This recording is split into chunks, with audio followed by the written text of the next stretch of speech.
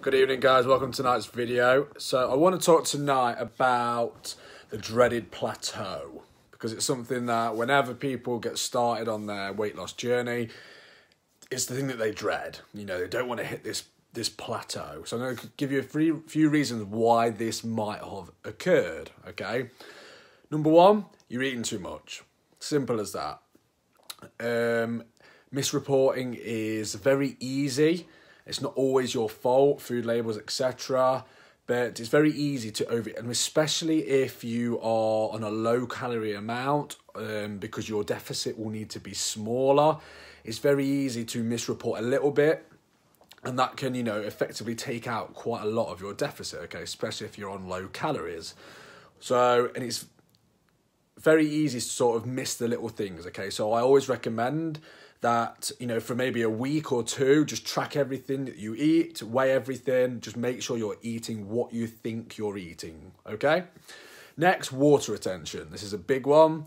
Basically, when we diet, cortisol increases and we just retain more water.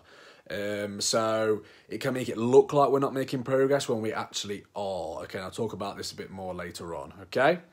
Next is you're not moving enough. So basically, when we diet down, we go through what some people call sort of metabolic adaptation. So basically, our body adapts to try and stop us from losing weight, because our body doesn't want us to lose weight, okay?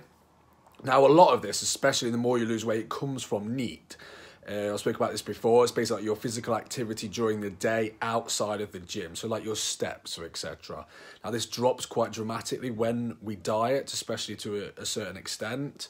So basically you just need to try and find ways of increasing this. And I've talked about this in the past. I think I did 3 videos on it in the past. So go back and check that out.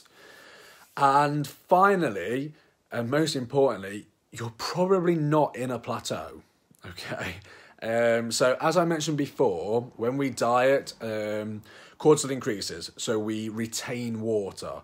So the scale can stay the same even though we're losing fat, for example. So let's say that you lose 1 pound a week of fat every week for 5 weeks. Now, so that's 5 pounds. But if you're retaining 5 pounds of water, that evens the scale out. So the scale hasn't moved. So you think that your diet's failing when it's not. You've done awesome. You've lost 5 pounds of fat. But just because of that water retention, the scale says you've made no progress. Okay, so this is where it's important to use other measurements other than the scale. So things like your measurements and getting your body fat percentage measured, because this tells you things that the scale doesn't, okay?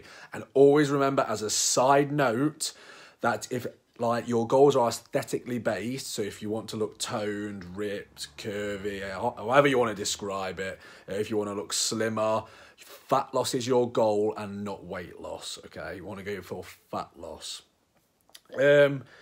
And this sort of leads on what I want to talk about in the next couple of videos, which is called diet, which is basically going to be about diet breaks and taking a break from dieting.